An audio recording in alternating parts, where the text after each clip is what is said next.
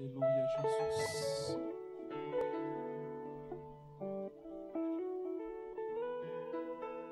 Nós te adoramos, Senhor, com tudo que temos, com tudo que somos. Nós te adoramos, Senhor. Não há outro como o Senhor, Deus. Não há ninguém tão maravilhoso quanto o Senhor. Não há nada mais formoso do que o Senhor. Ensina-nos, Senhor, a te adorar. Ensina-nos, Senhor, a te servir. Ensina-nos, Senhor, a sair da religiosidade que foi estabelecida na tua igreja. Ensina-nos, Senhor, a sair dessa religiosidade para viver um evangelho vivo e eficaz, para conhecer um Cristo que se entregou naquela cruz, para que hoje pudéssemos ter vida e vida em abundância.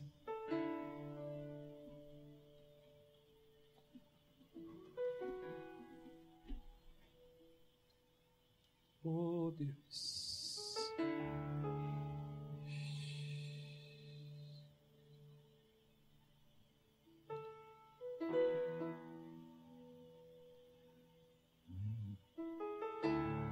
Lindo, lindo, lindo és, glória, glórias eu te dou, Jesus, Jesus. Lindo, lindo, lindo és, glória, glórias eu te dou, Jesus, Jesus. Graça e paz, irmãos. Aleluia. Eu creio num rio de Deus que há de fluir nessa noite, nesse lugar. Eu creio num caminho novo que o Senhor revelará nessa noite. Eu gostaria de pedir os teus ouvidos e a sua atenção emprestada por um pouco de tempo, só até meia-noite. Brincadeira. Brincadeira. Senão vai assustar os visitantes. A gente fica só até 11h30. Aleluia. Bom, como eu não tenho iPad, não tenho tablet, eu vou usar meu caderno, tá bom? Um dia eu chego nesse nível de glória. Amém. Eu gostaria de fazer uma pergunta nessa noite. Quantos aqui nessa noite querem um casamento extremamente abençoado, sem discussão, paz? Sabe aquela coisa assim, que o marido chega em casa e a jantinha está pronta, né? Tá tudo legal, tudo maravilhoso. E aí o marido prepara a mesa para a esposa, e aquela paz e aquela harmonia. Quantos desejam? Além de mim? 3, 4 só? Que isso?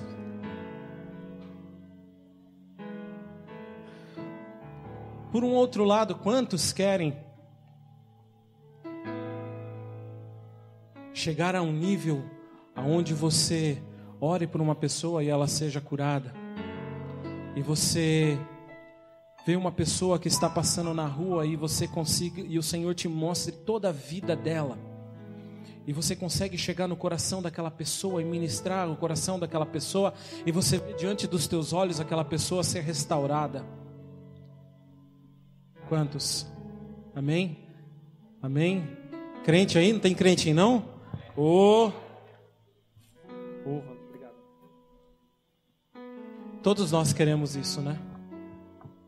Todos nós desejamos isso. Dá uma batidinha no lombo do teu irmão ou da tua irmã. Fala assim: prepara teu lombo. Prepara teu lombo nessa noite. Porque nós queremos crescer, amém? Queremos voar longe, subir nas mais altas alturas. Todos nós queremos ir para o céu, não queremos? Mas ninguém quer morrer. Se eu pudesse dar um título para essa mensagem nessa noite, eu daria Resgatando o que foi perdido, voltando às origens.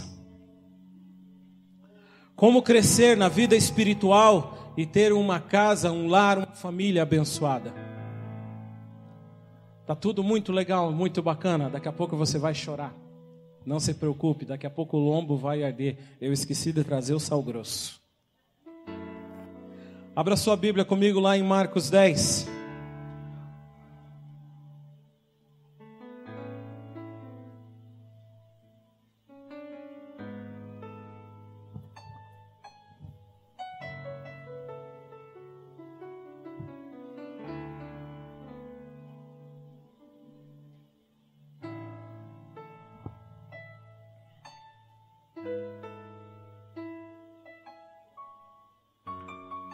Marcos 10, abriram? Eu espero que eu consiga passar tudo que o Senhor tem ministrado no meu coração nesses dias. É bastante coisa, tem uma salada de fruta gospel, mas nós vamos diluir tudo isso.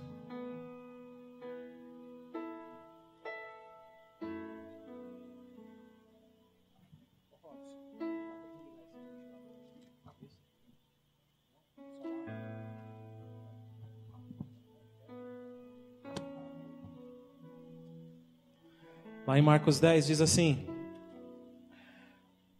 levantando-se Jesus, foi dali para o território da Judéia, além do Jordão. Diga comigo, além do Jordão. Eu não gosto de repetir, mas quando o pregador repete, dá um tom de espiritualidade. O cara conhece muito, né?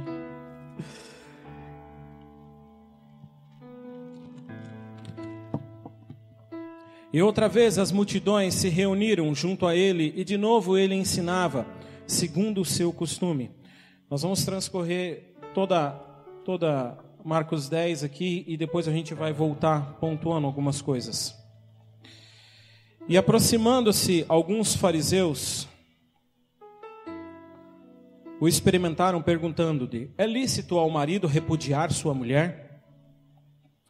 E ele lhes respondeu: que vos ordenou Moisés? Tornaram eles: Moisés permitiu lavrar carta de divórcio e repudiar. Mas Jesus lhes disse: por causa da dureza do vosso coração, ele vos deixou escrito esse mandamento. Porém, desde o princípio da criação, Deus os fez homem e mulher. Por isso deixará o homem o seu pai e a sua mãe, e unir-se-á à sua mulher. E com a sua mulher serão os dois uma só carne. De modo que já não são dois, mas uma só carne. Porquanto o que Deus ajuntou, não separe o homem. Continuando no versículo 13. Então lhes trouxeram algumas crianças para que as tocasse, mas os discípulos os repreendiam. Jesus, porém, vendo isso, indignou-se e lhes disse: deixai vir a mim os pequeninos, não os embaraceis, porque dos tais é o reino de Deus. Em verdade vos digo, quem não receber o reino de Deus como uma criança, de maneira nenhuma entrará nele. Então, tomando-a nos braços e impondo-lhes as mãos, as abençoava.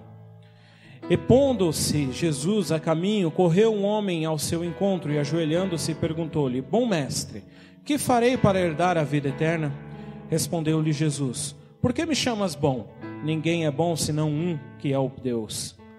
Sabes os mandamentos: não matarás, não adulterarás, não furtarás, não dirás falso testemunho, não defraudarás ninguém, honra teu pai e a tua mãe.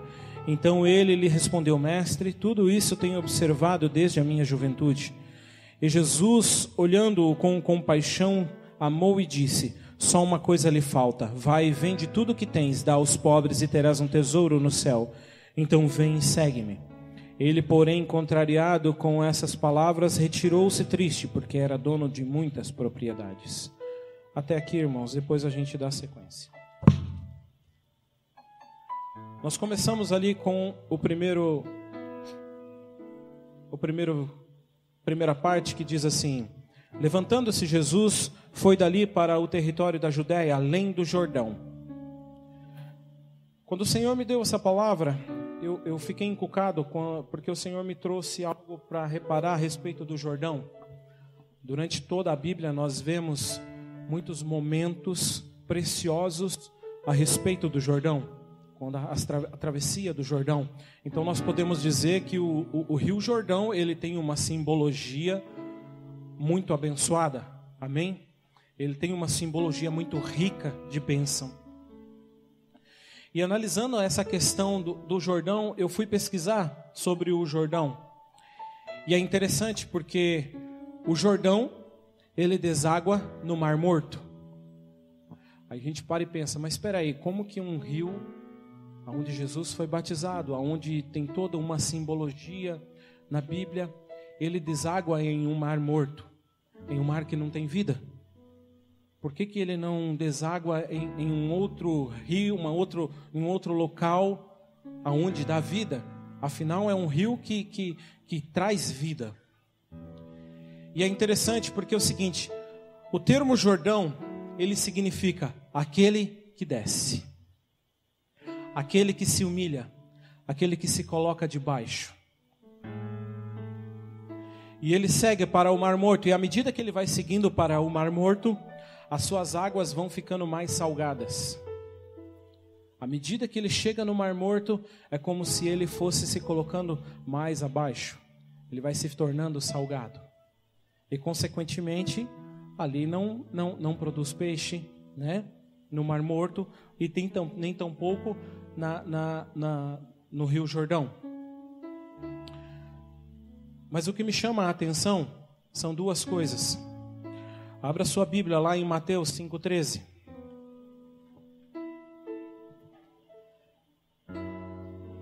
E nós já vamos entender a respeito disso.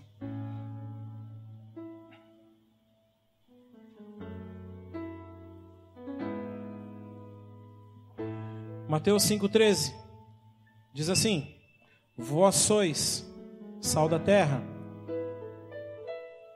Mateus 5,13, todos acharam? Amém? Vós sois o sal da terra. Ora, se o sal vier a ser insípido, como lhe restaurar o sabor?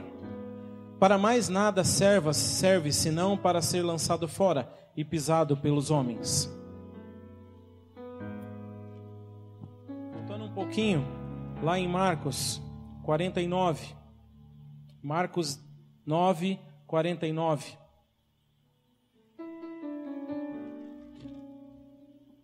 Ele diz assim: porque cada um será salgado com fogo. Bom é o sal, mas se o sal vier a tornar-se insípido, como lhe restaurar o sabor? Tende sal em vós mesmos, e a paz uns com os outros. Interessante esse termo, porque ele fala assim: porque cada um será salgado com fogo.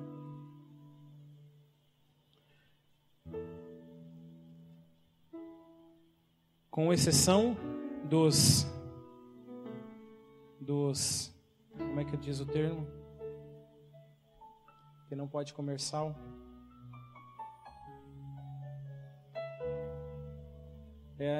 Os hipertensos. Com exceção dos hipertensos, todos gostam de sal. Certo? Imagina uma comidinha sem sal. Um arrozinho sem sal, né, meu amor? Já imaginou? O irmão chama você para... Irmão, vamos lá em casa. Comprei aquela picanha maravilhosa, de primeira, fresquinha. E aí, coloca, você está vendo assar aquela picanha maravilhosa. E a hora do almoço, colocou no prato, você vai cortar, dar a primeira garfada. Você quer jogar tudo para fora? Porque faltou o quê? Faltou o sal. E é interessante que até a carne, né, sem sal, se você colocar ela na churrasqueira, ela fica seca. Principalmente a picanha. Porque na picanha, principalmente, quem é bom churrasqueiro aí, né, ela segura o suco da carne. Agora imagine você comer uma comida totalmente sem sal. É horrível, não é? Até para os hipertensos isso é ruim. A minha mãe em São Paulo, ela cozinha quase sem sal. Eu quase morro toda vez que eu vou para lá. Porque daí eu vou lá no armário, pegar um salzinho escondido e ela já me excomunga, porque eu estou colocando muito sal na comida. Mas mãe, não dá, sem sal é ruim demais. É muito ruim, não tem como. Não dá, tem que ser assim. Interessante, irmãos, que o Senhor fala que nós somos o sal dessa terra. E que se o sal perder o gosto, para nada mais serve a não ser jogado fora e lançado. Aí nós trazemos a respeito do Rio Jordão, que ele se coloca abaixo, se coloca no mesmo nível que o Mar Morto. Um amigo meu foi para Israel e aí eu falei para ele, cara, quando você for para Israel, você vai entrar no Mar Morto? Ele falou, vou entrar no Mar Morto, eu quero ver como é que funciona. E aí ele entrou e tirou uma foto de lá. Sabe o que é legal? É que quando entra no Mar Morto você não afunda. Você sempre é jogado para a superfície. Não consegue afundar, por mais que você se esforce, você não afunda. Você sempre é jogado para a superfície. E sabe qual é o nosso erro hoje em dia?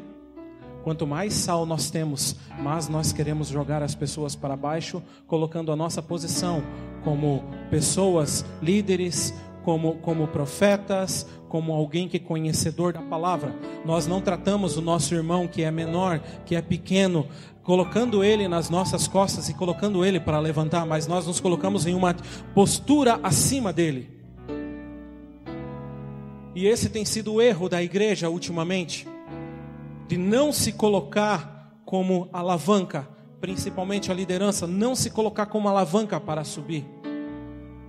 Nós temos que pegar os nossos irmãos menores e colocar nas nossas costas e falar, cara, vai que eu vou te levantar, você vai subir.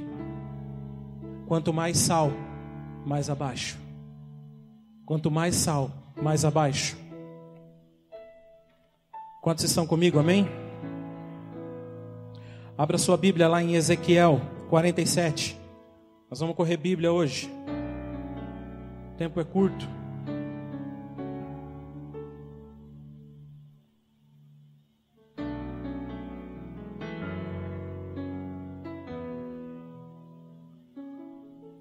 Nós estamos só nas primeiras duas linhas, irmãos. Tem mais um capítulo inteiro. Então fica tranquilo. Ezequiel 47.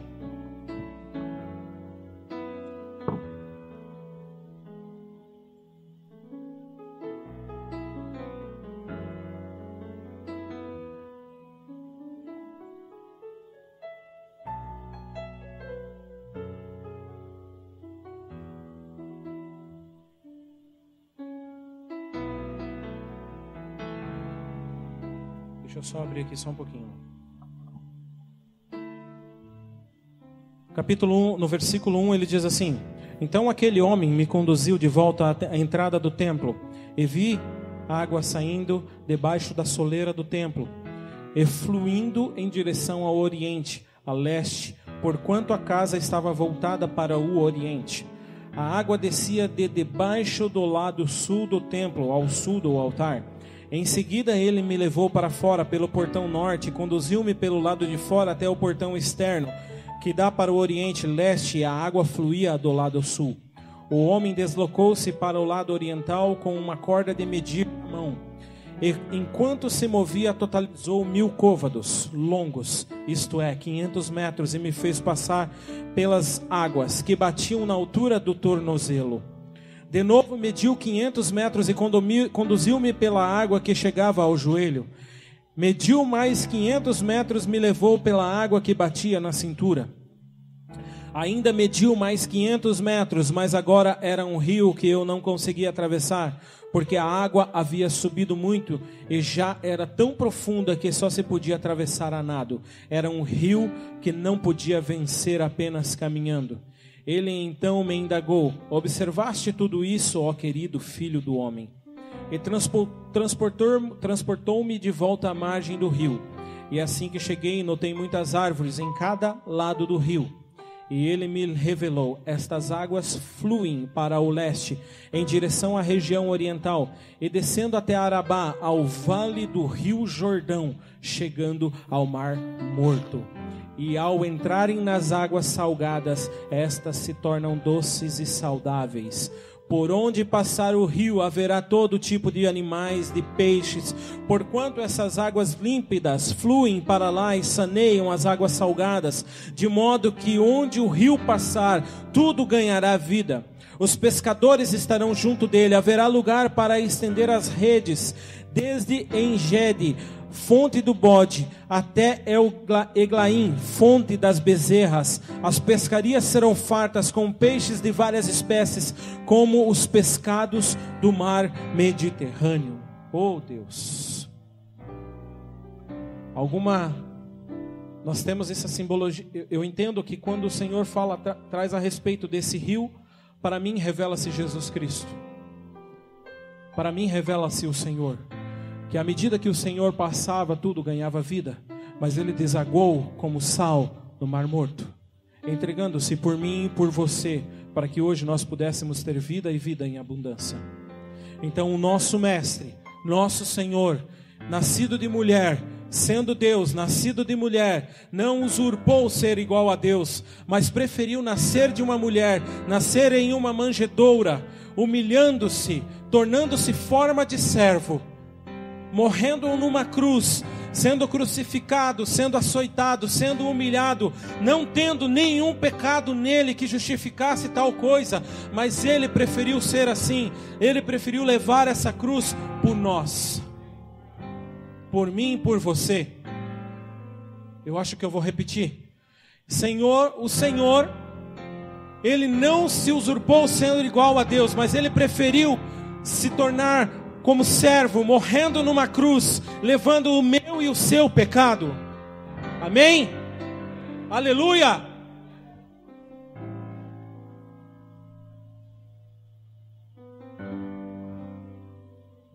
Tu és santo, Deus. Tu és santo, Deus. E sabe o que mais me chama a atenção? É porque ultimamente nós damos muito mais importância às coisas externas do que o que foi feito na cruz. Dentro da igreja, nós nos movemos muito mais no profético, no ensino, no apostólico, e esquecemos que é pela cruz. Nasceu aqui. Desde Gênesis, o Senhor já estabeleceu o plano de salvação. Não há nada sem a cruz. Não há nada sem o sacrifício da cruz. Não há mesmo nem a comunhão sem a cruz. Nós não podemos ter comunhão uns com os outros se nós não entendemos a cruz. Se você percebe, a cruz ela tem uma linha reta, que para mim isso é a igualdade entre os homens. É o alinhamento, é a comunhão entre os homens, para que podemos ter comunhão com o Pai. Se nós não temos isso daqui, nós não podemos ter isso daqui. É por isso que eu bato tanto na questão da mesa. Irmãos, nós precisamos ter a mesa, nós precisamos sentar à mesa. É porque na mesa nós temos igualdade, na mesa nós temos comunhão, na mesa nós partilhamos o pão. O Senhor nos ensinou, cara, quando vocês se reunirem, tenham a mesa, tenham o partir do pão, tenham o partir do vinho, para que lembrem em memória de mim. Eu estou ensinando vocês. Comunguem, estejam juntos, orem juntos, caminhem juntos, estejam na mesa. Quando o rei chama o seu servo para sentar à mesa, ele deixa de ser servo e ele se torna como o rei. E o Senhor tem nos chamado a estar à mesa. O Senhor tem nos convidado a sentar à mesa. Ah, mas Senhor, eu não posso. Filho, eu estou te chamando, venha à mesa. Pare de dar desculpa. Pare de arrumar desculpinhas esfarrapadas. Pare de achar defeitos. E sente-se à mesa. Porque à mesa eu posso olhar nos teus olhos. E na mesa não há mentira. Quando eu sento com os meus filhos, e eu sei que eles fizeram algo errado, e eu sei da verdade, eu sento com eles e olho nos olhos. Cara, não tem como. Não dá para mentir. E quando nós sentamos à mesa do Pai, é o momento em que Jesus fala assim: não vos chamo mais servos, mas vos chamo amigos. Nós somos amigos do noivo. Nós somos amigos do noivo. E o noivo nos chama a sentar à mesa. Em todo evangelho, nós vemos o Senhor sempre numa festa, o Senhor sempre na mesa, o Senhor sempre partindo o pão. É porque naquele dia, quando Ele voltar, estará uma mesa posta. E nós poderemos cear com Ele. E nós poderemos sentar à mesa com Ele. E nós poderemos olhar nos olhos dEle. E ali não haverá mentira. Ali não haverá dor. Haverá somente eu, você e o Pai. Vamos correr, o tempo é curto. Entendemos a primeira parte. E logo o chicote vai arder um pouquinho mais. Porque nós queremos voos altos, mas temos que estar preparados para chegar lá em cima. E nós não podemos chegar lá em cima se nós não nos humilharmos. A matemática no reino de Deus é inversa. Se você quer ganhar, então você perca. Se você perder, você vai ganhar. É assim que funciona. Se você quer receber, então dá. O Senhor nos fala: melhor é dar do que receber. E nós não entendemos isso. Nós não entendemos isso na íntegra. Porque o Senhor não estabeleceu, não é só dar a atenção, não é só dar, contribuir apenas com o seu dízimo e com a sua oferta, é com tudo. É com tudo. Por muito tempo, eu caminhei com alguns irmãos, e por muito tempo me foi impugnado a ideia contra o dízimo. Irmão, se você tem dúvida com relação ao dízimo, vem e fala comigo, tá bom? Eu tenho propriedade nisso, não estou querendo me achar de forma alguma, mas eu fui um cara que foi martelado na minha cabeça que o dízimo tinha que ser aplicado diferente. Eu tenho o dízimo, eu tenho o valor do dízimo, eu posso fazer o que eu quiser com ele. Se nesse mês eu não quisesse dar o dízimo, eu não dava. E eu caminhei assim por muitos anos. O Senhor não soltou o devorador. Eu não fui amaldiçoado, mas eu deixei de colher frutos. Eu deixei de colher coisas no Senhor. Eu deixei de ofertar no reino e abençoar vidas. Eu deixei de contribuir com o reino do Senhor. Até um dia que o Senhor pegou eu pela orelha e falou: filho, vem cá. Você fala que o dízimo é da lei. Sim, Malaquias 3. E que o dízimo tinha que ser levado à casa do tesouro, e que o tesouro é você. Então lógico, o dízimo vai para você. Eu falei: sim, Senhor. Entenda uma coisa. Eu não vim para abolir a lei, eu vim para cumprir a lei. Eu não extingui o primeiro testamento, eu estou cumprindo o primeiro testamento. O primeiro testamento foi cumprido por mim. Logo, o dízimo foi estabelecido por mim. Porque eu sei do coração do homem, eu sei que o homem é avarento, eu sei que o homem é ganancioso, é egoísta. E eu fiz uma válvula de escape. O Senhor falando para mim: eu criei uma válvula de escape para proteger você, para que você pudesse ter colheita. E então eu estabeleci os 10%. Os 100% me pertence, mas eu estabeleci 10%, porque é o mínimo que você pode dar para você colher. É o mínimo de semente. 10% é o ponto de partida. Se você quiser dar 100, você dê 100, mas 10% é o ponto de partida. Começa a destruir todo um contexto do dízimo, amém? Desmorona toda aquela questão de que o dízimo é para alimentar o pastor, para ele andar de carro zero, para ele ter uma mansão. Infelizmente nós temos alguns que usurpam disso e tomam esse valor. Mas queridos, eles vão se acertar com Deus. O que nós temos que entender é que o dízimo ele foi estabelecido na lei como uma válvula de escape, como uma proteção. E ele foi cumprido no Novo Testamento. E deve ser cumprido por nós hoje, como proteção. E nós devemos, por obrigação, dar o dízimo como proteção. Mesmo porque nós temos o reino que precisa desse valor. Nós não dependemos de mamon. Nós não trabalhamos para mamon. Mas nós temos que contribuir. Nós dizemos ao dinheiro: você vai ser usado em tal lugar, você vai ser usado em tal lugar. Nós determinamos isso. E quando nós damos o dízimo, nós estamos dizendo: vai para o reino, vai abençoar o reino, vai abençoar vidas. Amém? Não sei porque eu falei isso, mas enfim. Vamos seguindo. Marcos 10, agora que nós vamos para o versículo 2. Nós temos ainda até o versículo 50 e pouco. Calma que tem tempo. Amém?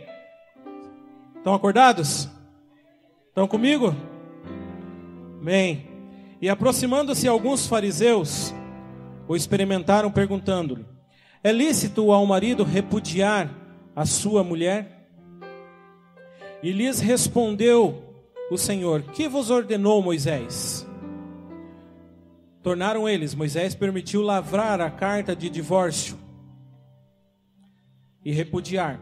Mas Jesus lhe disse: por causa da dureza do vosso coração, ele vos deixou escrito esse mandamento. Porém, desde o princípio da criação, Deus os fez homem e mulher. Por isso deixará o homem a seu pai e sua mãe, unir-se-á a sua mulher, e com sua mulher serão os dois uma só carne, de modo que já não são dois, mas uma só carne. Porquanto o que Deus ajuntou, não separe o homem. Queridos, Deus é o Deus da unidade. O Senhor é o Deus único. O Senhor é o Deus que ajunta e não separa. E eu vou dizer uma coisa para você agora. Não adianta nós pregarmos, não adianta nós profetizarmos. Nós podemos mover montanhas, como diz lá em 1 Coríntios 13. Nós podemos fazer muitas coisas. Muitas coisas. Podemos orar e o fogo descer e fazer tudo. Se a nossa casa está em desordem. Se a nossa casa está em desordem, isso de nada serve. É apenas palha. É apenas madeira que vai ser queimada no fogo. Quando o Senhor buscar a sua igreja e olhar para mim, para você, e falar assim: me apresenta seus frutos. Me mostra. Não, mas Senhor, eu preguei, eu converti milhões de pessoas, eu fiz isso, eu fiz aquilo. A sua esposa te ignora. Os teus filhos se desviaram. A sua filha se prostitui. Não serve de nada milhões de pessoas. Não serve de nada. Se a nossa casa está em desordem, não adianta nós fazermos nada disso. E se nós não aprendermos a descer, a se humilhar, nós não podemos ser um com nossa esposa. Eu demorei muito tempo para aprender isso. Porque nós dois queríamos viver um contrato dentro do casamento. Eu te dou isso se você me der aquilo. Não, se você fizer a janta, eu lavo a louça. Se você não fizer a janta, eu não lavo a louça. Querido, isso é um contrato. Eu te vendo algo e você me dá o dinheiro. Se você não me dá o dinheiro, eu não te dou algo. Mas na aliança é diferente. Eu faço independente se você fizer. Eu faço independente se você fizer. Eu te amo independente se você não me ama. Eu te sirvo independente se você não me serve. Nós precisamos entender essa aliança. É uma aliança, não é um contrato. Mas isso lá em junho, nós vamos falar bastante sobre isso. Em junho fiquei sabendo que vai ter um evento para casais aí. Se preparem. O chicote vai arder também. Interessante, eu quero abrir um texto aqui a respeito dos fariseus, que eu achei interessante. Os fariseus, eles eram um grupo radical que significava separados, distinto. Esse grupo aparece pela primeira vez em escritos históricos que tratam dos acontecimentos no primeiro século. Embora tivessem na mesma região que os demais judeus, os fariseus separavam-se ou distinguiam-se deles pelo esforço extraordinário de observarem plenamente a lei de Moisés. Os caras eram os caras, davam dízimo de todas as coisas. E como se não bastassem, eles davam dízimo da ervilha, davam dízimo do feijão, e davam dízimo disso e de tudo. E eles eram os caras que cuidavam da limpeza do templo, e eram metódicos, eram exímios assim. Quem olhasse para eles falava, cara, os caras exalavam santidade. Eram santos, erguiam as mãos e pulavam, e girava num pé só, e o manto descia. Eram os caras. Mas como dizia um pastor amigo meu, lata vazia faz muito barulho, irmão. Mas enche ela d'água para ver se ela faz barulho. Não é uma regra, mas tem as suas exceções. Eu falei a respeito dos fariseus porque eles estavam instigando Jesus e falando assim, é lícito ao marido repudiar a sua mulher? Cara, dando desculpa.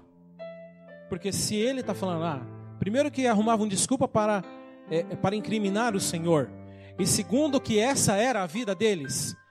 Pegando a lei e usando como desculpa para poder cometerem pecados. E o Senhor fala em Mateus 5:20. Vamos abrir lá. É uma salada de fruta gospel, tem bastante coisa, mas já vamos triturar tudo isso. Mateus 5:20.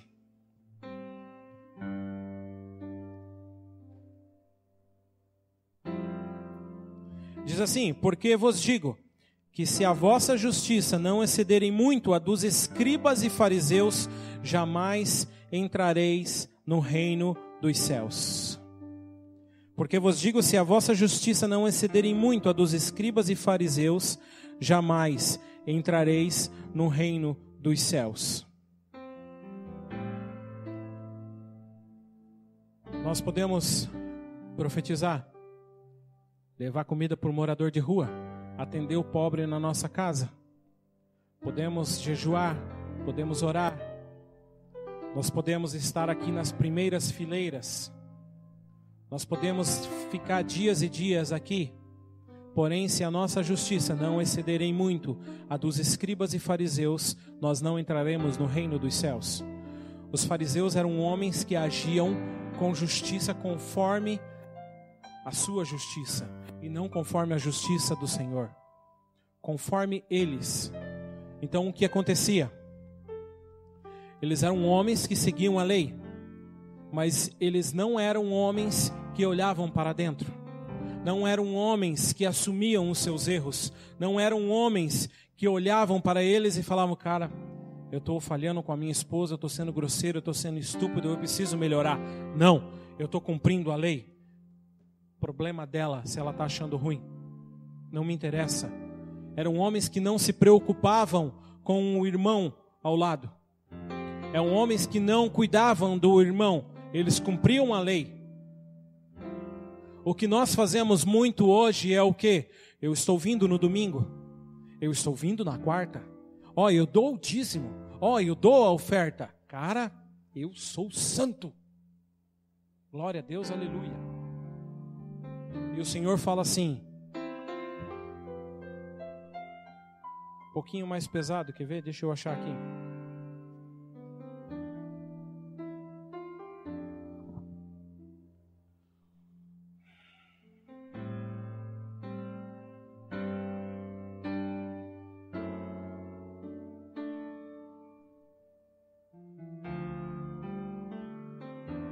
Só um minutinho, irmãos.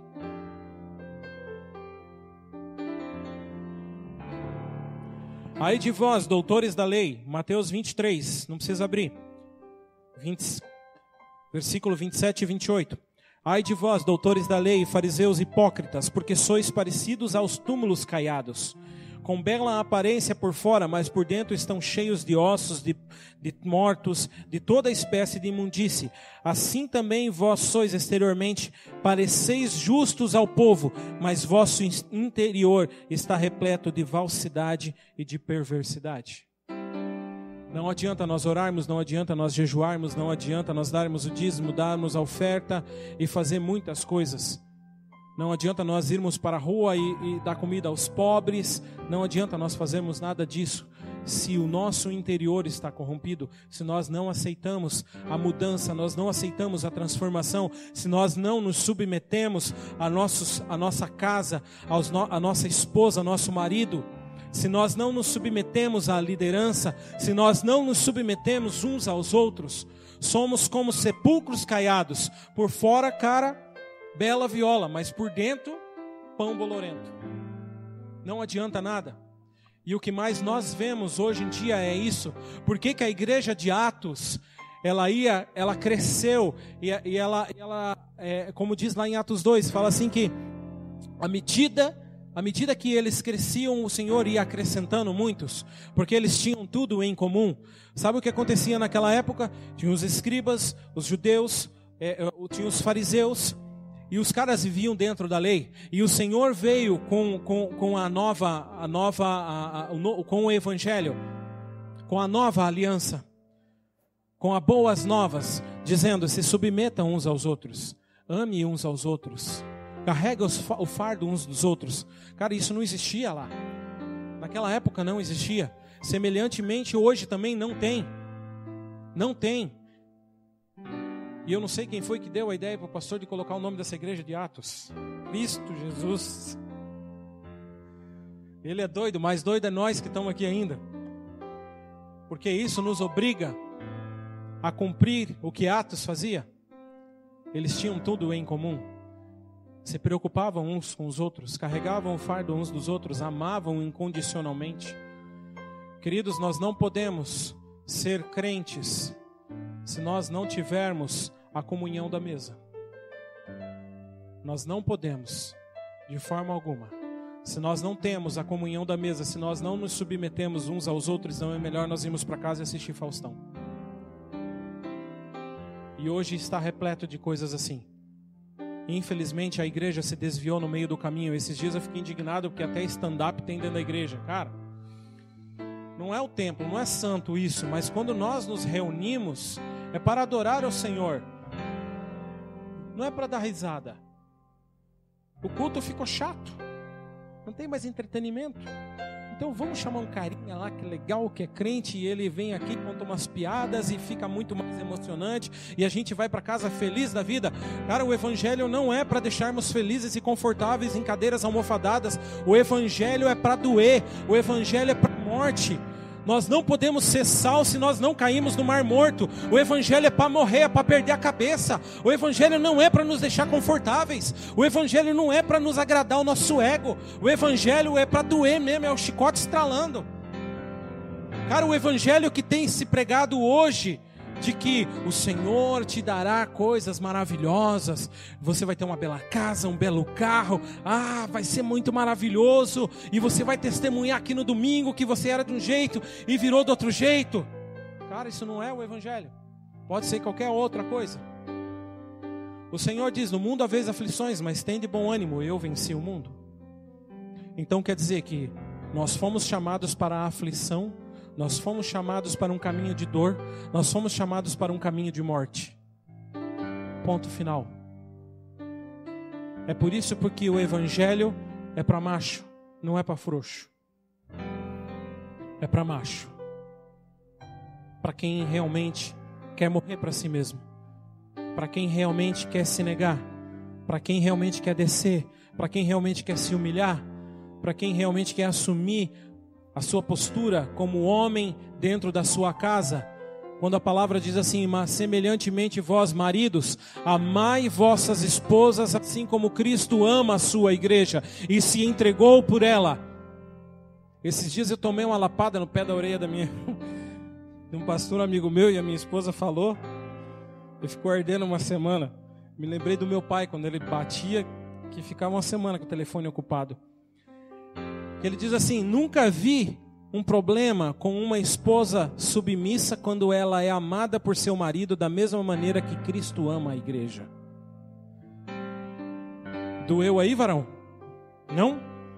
Nunca vi um problema com uma esposa submissa quando ela é amada por seu marido da mesma maneira que Cristo ama a igreja. Ah, mas você não conhece a minha esposa, é melhor morar num canto de telha, num canto do telhado, porque ela é muito rixosa, porque ela é isso e aquilo, e não dá, ela não faz isso e não faz aquilo. Querido, é para descer, é para se submeter, é para se humilhar.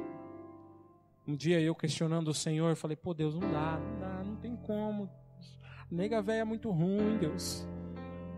É difícil, acorda de mau humor, ela senta na beirada da cama, ela fica 1 hora perguntando onde é que ela está, de que país que ela veio, porque ela não morreu de madrugada. Não tem como, a gente vai sair para a igreja, Deus, é 1h30 para poder se arrumar e mais 1h30 para poder encontrar roupa de dança, não tem como, e a gente não se encaixa, o que eu gosto ela não gosta, o que ela gosta eu não gosto, não tem jeito, Deus. E o Senhor falou, ame. Foi essa que eu coloquei para você. Isso faz um tempo, foi o ano passado. O ano de 2015 e o ano de 2016 foram 2 anos terríveis e maravilhosos para a minha vida. Porque foram anos em que eu senti verdadeiramente o Senhor me colocando dentro da prensa e fala assim, negão, agora vai apertar. O negócio vai arrochar. E vai apertar de uma vez, de uma forma que você nunca vai entender. E o ano passado, quando eu estava aqui, eu estava muito oscilante, eu não conseguia me firmar, no sentido assim, parecia que eu não estava em casa. Sabe, quando eu não caminhava, eu ia ministrar louvor, não caminhava, eu ia fazer uma coisa e não dava certo, parecia que outra coisa não dava certo, eu começava a entrar em crise de identidade comigo mesmo, e o negócio não fluía, e o Robson perdeu até os cabelos de tanto... Tentava falar comigo e não reagia, parecia que estava batendo no defunto. E um dia o Senhor falou para mim, volta e recomeça, volta e acerta, volta e se submete e se humilha. Eu tinha saído da igreja Aliança Cristã e Missionária e não tinha saído muito legal, assim, na frente de todos nós tínhamos sido abençoados e tal, mas dentro de mim não estava legal. E eu fui ter com o pastor. E a minha esposa brigou comigo até umas horas, porque ela falou, mas era só você ter ido pedir perdão, não era para você ter voltado, seu cabeção. Eu falei, mas eu entendi que eu tinha que ter voltado. E eu falei pro Robson, o Robson quase torceu meu pescoço também, e eu saí daqui e voltei para a Aliança. E eu fiquei durante 6 meses lá. Cara, foram 6 meses muito bons, que o Senhor falava comigo. Teve um dia que eu estava no culto, eu falei, Deus, não te esqueças de mim, Senhor. Eu falei, Senhor, não se esquece, eu estou ouvindo a tua palavra, eu estou ouvindo o que o Senhor está dizendo, mas não se esquece de mim não, Deus. E eu terminei de falar isso, um irmão bateu nas minhas costas e falou assim, o Senhor não se esqueceu de você. No tempo certo, Ele vai te retomar, Ele vai te colocar no trilho que você estava. Eu falei, cara... E aí, passaram-se 6 meses, o Senhor falou, deu o tempo, agora você pode sair. Cara, é interessante, sabe o que é? É porque hoje eu tenho uma paixão muito grande pelo pastor Milton. A gente troca mensagem, a gente conversa, e ele entendeu sobre a minha vida, e eu entendi a respeito da vida dele. Nós caminhamos 6 meses juntos, bem de perto, e foi muito bom. E quando eu entrei no ano de 2017... o Senhor falou para mim, eu estou trocando os teus pulmões, eu estou te dando um fôlego novo, eu estou te dando uma nova vida, vou transformar a sua vida. E cara, foi muito massa o que o Senhor fez, e realmente transformou, começou a dar um fôlego novo, começou a dar um novo gás, sabe, aquela crise de identidade parecia que não tinha, nunca tive. E às vezes as crises que eu tinha com a minha esposa do ano passado para cá sumiu, extinguiu. Nós temos discussões, mas a nossa discussão chegou num outro nível, onde nós discutimos e falamos, amor, me perdoa, ou ela, me perdoe, né? Eu errei contigo, me perdoe, e a gente se acerta e fica legal, sabe? Nós chegamos nesse nível de unidade. Nós temos muito que aprender, mas nós estamos caminhando, né? E hoje eu declaro no Facebook que eu amo ela, que ela é linda, maravilhosa. Mulher gosta disso, irmãos. Aprendam. Mulher gosta de declarações. Mulher gosta de coisas públicas, né? Mulher gosta disso. Mulher nasceu para ser amada. Aleluia, vamos dar sequência. E agora depois dessa eu até me perdi. Mas vamos lá. Então por isso deixará o homem a seu pai e sua mãe, e unir-se-á a sua mulher, e os dois serão um. E se a nossa justiça não excederem muito a dos escribas e fariseus, nós não poderemos entrar no reino dos céus. Vamos lá para o versículo 17, em Marcos 10. E pondo-se Jesus a caminho, correu um homem ao seu encontro, e ajoelhando-se, perguntou-lhe: Bom mestre, que farei para herdar a vida eterna? Respondeu-lhe Jesus: Por que me chamas bom? Ninguém é bom senão um, que é Deus. Sabes os mandamentos: não matarás, não adulterarás, não furtarás, não dirás falso testemunho, não defraudarás ninguém, honra teu pai e tua mãe. Mestre, tudo isso eu tenho feito desde a minha juventude. E Jesus, fitando-os, o amou e disse: Só uma coisa lhe falta, vai e vende tudo que tens, dá aos pobres, e terás um tesouro no céu. Então vem e segue-me. Ele, porém, contrariado com essas palavras, entristeceu-se e retirou-se, porque era dono de muitas riquezas.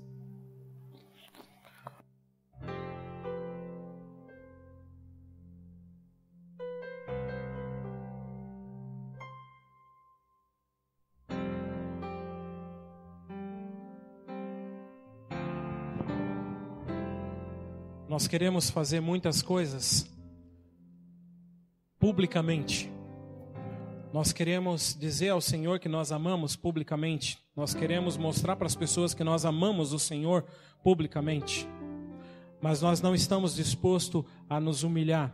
Nós não estamos dispostos a amar verdadeiramente ao Senhor, ao ponto de que a nossa casa, o nosso carro, o nosso emprego, o nosso dinheiro não faz diferença quando nós amamos o Senhor verdadeiramente. Então, se nós damos valor à nossa casa, ao nosso carro, aos nossos bens, mais do que o Senhor, não vale de nada. Não vale de nada.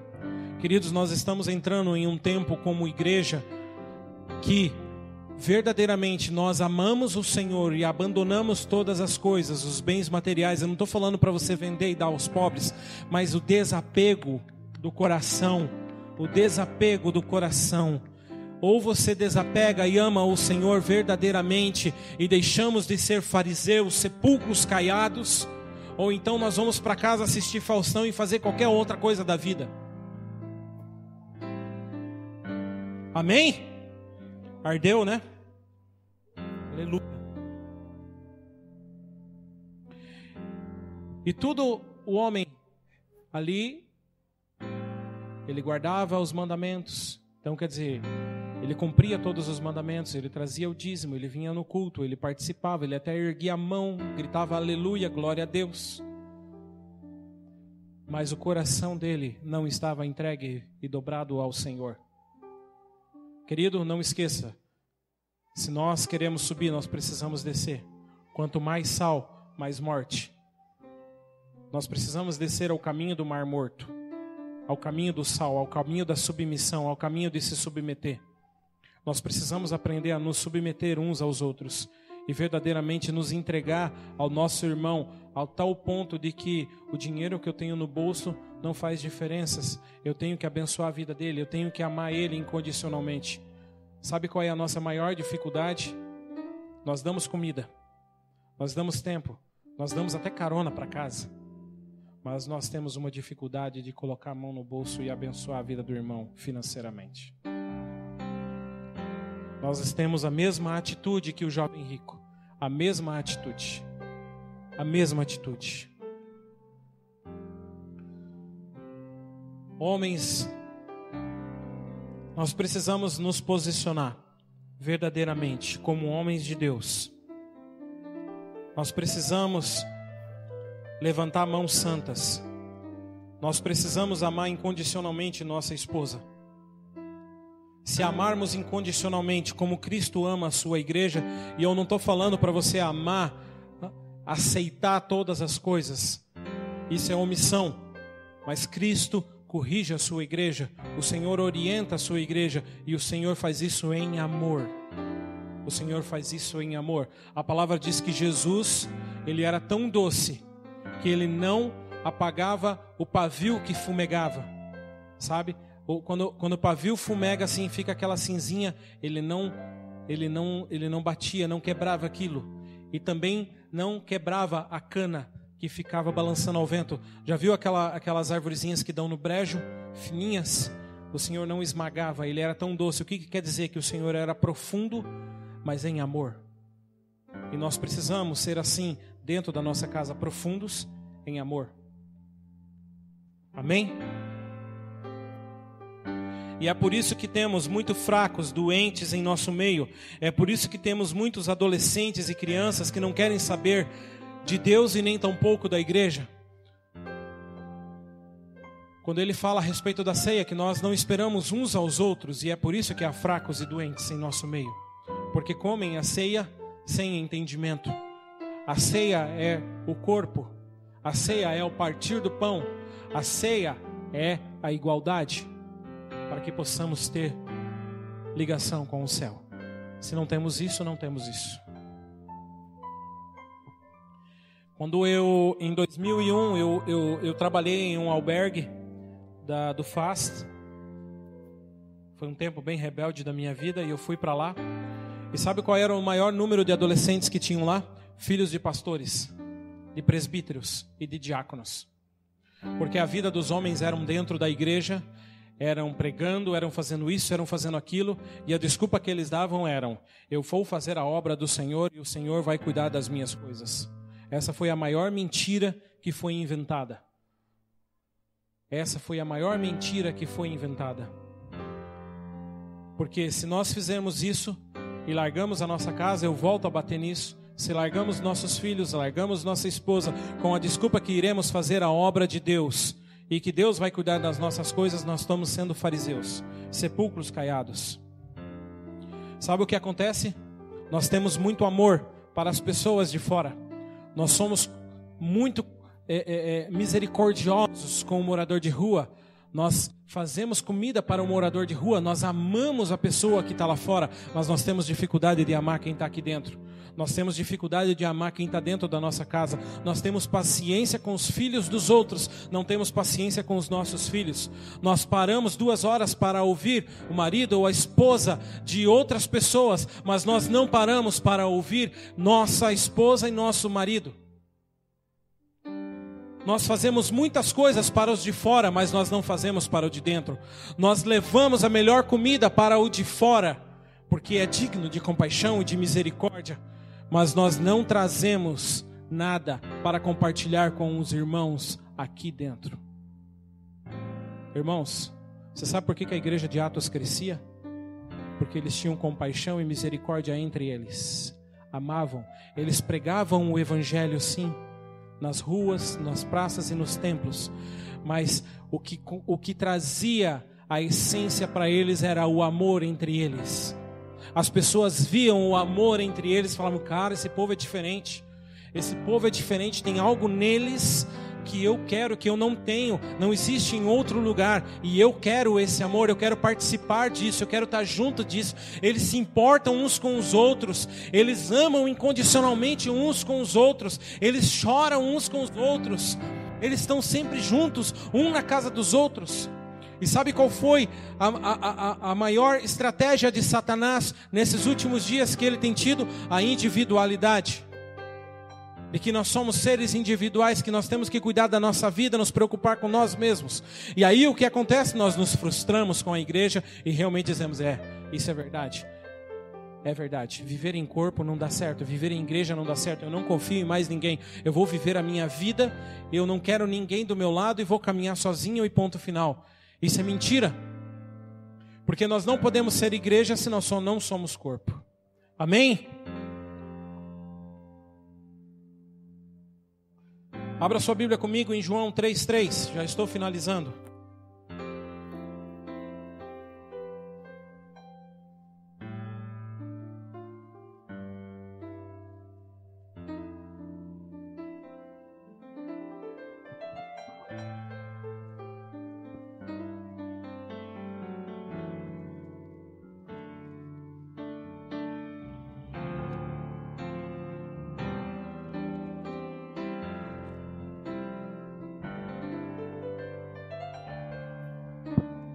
João 3,13 diz assim: em verdade te digo, que se alguém não nascer de novo, não pode ver o reino de Deus. Se nós não nascermos de novo, nós não poderemos ver o reino de Deus.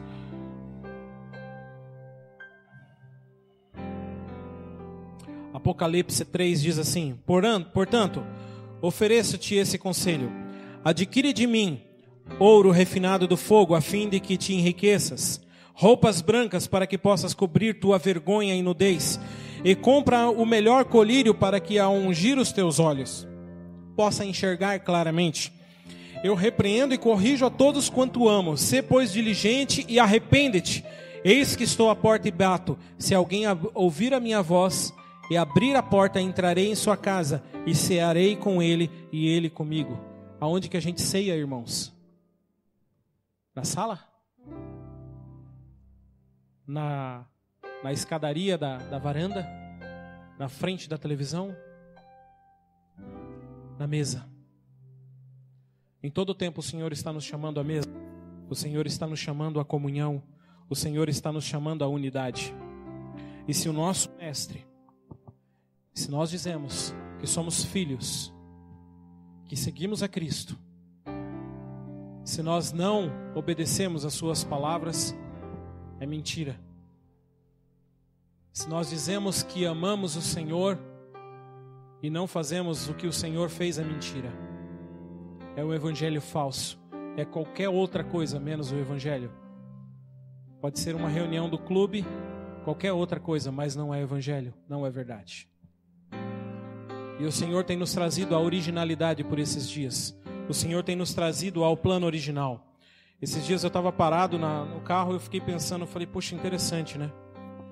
Na época eu era pequeno e eu lembrava do meu pai. E meu pai consertava carros, ele tinha uma oficina. E antigamente, os mais experientes, né, vão dizer que antigamente não se trocava de carro como se troca hoje. O que se fazia? Levava numa oficina, reformava, buscava o original, que era original do carro, e continuava andando com o carro. Mas hoje em dia o que acontece? Eu não cansei desse carro, vou trocar, vou pegar um novo. Eu cansei disso, eu vou pegar, vou trocar, vou pegar outro.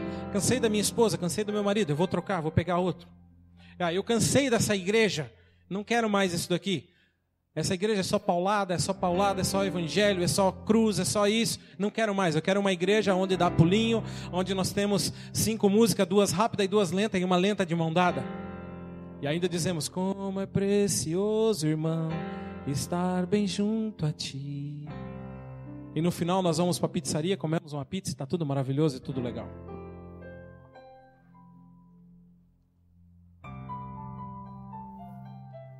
Eu falei que se quiséssemos subir, teríamos que estar preparados para o que viesse. Lá em Marcos 10, para finalizar, no versículo 42, ele fala a respeito... Perdão. Marcos 10, a partir do 46.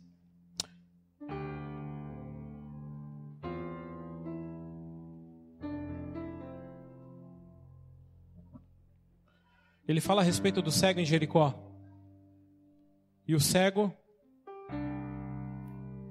ele sabia que era o Senhor que estava passando, e ele falou, Jesus, filho de Davi, tenha compaixão de mim. Jesus, filho de Davi, tenha compaixão de mim. E Jesus, parando, ouviu ele e chamou ele. E perguntou, o que queres que eu te faça? Senhor, eu quero ver, quero enxergar. Eu amo demais essa passagem. Porque assim, eu entendi uma outra coisa que o Senhor não tinha me mostrado antes. Nós podemos saber quem é Jesus. Nós podemos saber que Ele é poderoso infinitamente mais para fazer infinitamente mais além daquilo que pedimos, que pensamos ou imaginamos. Nós sabemos que o Senhor faz milagres. Nós sabemos muito do Senhor. Sabemos que Ele é maravilhoso demais. Mas sabe o que acontece? Muitas vezes nós estamos sentados à beira do caminho, mendigando. Estamos sentados à beira do caminho, literalmente. Porque nós não temos a atitude de nos levantar e ir ao Senhor. E ir em direção ao Senhor. Irmãos, Nós temos que nos posicionar e nos levantar em posição e ir em direção ao Senhor e falar: Senhor, eu quero ver, Senhor, eu quero enxergar. O Senhor está disposto a nos curar, o Senhor está disposto a nos levar por um caminho excelente, mas nós temos que nos levantar e nos colocar em posicionamento para que Ele possa fazer isso. Quando você vai no médico, você fica sentado esperando que o médico tenha a revelação do que está acontecendo com você? Não, você abre o teu bocão e fala para Ele o que está acontecendo. Só que o que acontece diante do Senhor, Senhor, Tu sabes.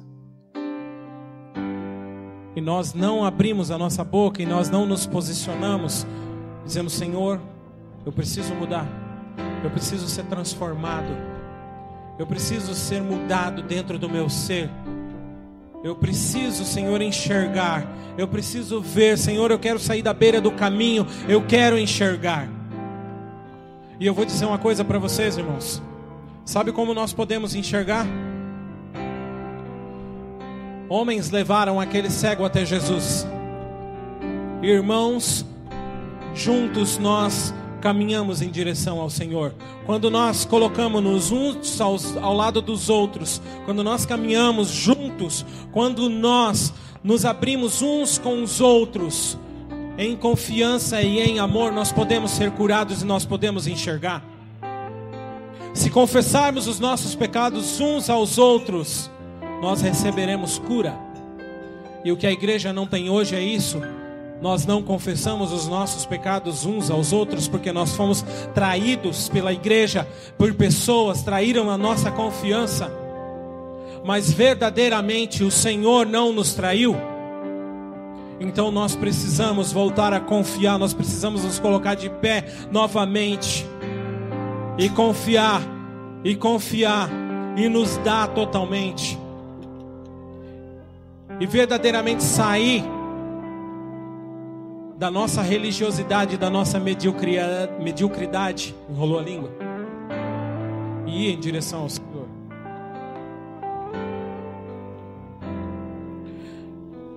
Mas entre vós não é assim, pelo contrário, quem quiser tornar-se grande entre vós será o que vos sirva, e quem quiser ser o primeiro entre vós será servo de todos. Pois o próprio Filho do Homem não veio para ser servido, mas para servir e dar a sua vida em resgate de muitos.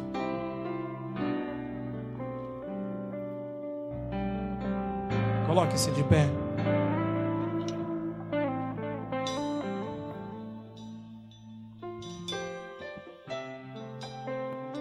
Pai, em nome de Jesus,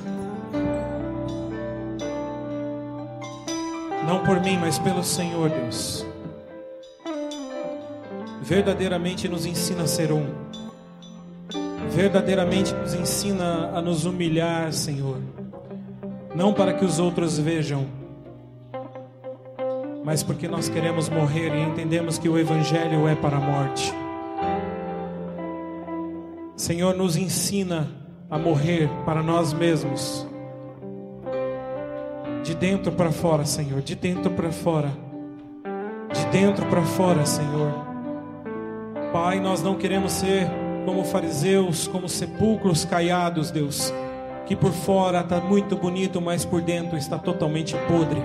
E por isso nós não podemos ter comunhão uns com os outros, porque nós somos machucados, amargurados, feridos. E nós não conseguimos nos colocar de pé, porque nós não temos confiança nas pessoas ao nosso lado. Deus, vem sobre nós, Senhor, nesses dias. Em nome de Jesus, Senhor, Filho de Davi, tenha compaixão de nós. Tenha compaixão de nós.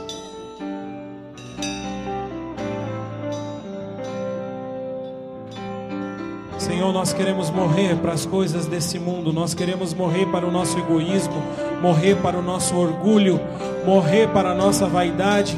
Pai, ensina-nos, nós homens, a amar nossas esposas assim como o Senhor ama a sua igreja. Ensina-nos, Senhor, a viver uma aliança e não um contrato. Ensina-nos, Senhor, a nos submetermos, Deus, ao Senhor, para que assim a nossa esposa se submeta a nós. Ensina-nos, Senhor, a gastar tempo com nossa família. Ensina-nos, Senhor, a nos doar ao nosso irmão. Ensina-nos, Senhor, a viver um tempo assim como a igreja de Atos vivia, Deus, que amava uns aos outros incondicionalmente, e eles tinham tudo em comum, e partilhavam o pão de casa em casa, e eles pregavam o evangelho, e aquilo era riqueza, e aquilo era frutífero, e aquilo ganhava vida, e o Senhor acrescentava os que eram salvos, porque neles havia amor, neles havia Coríntios 13, neles havia verdade, neles havia virtude.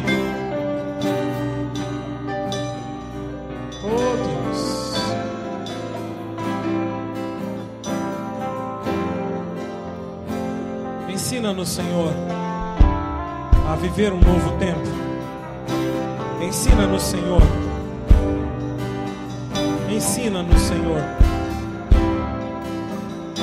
Ensina-nos, Senhor. Ensina-nos a voltar à cruz. Na cruz do Calvário, Senhor. A cruz do Calvário.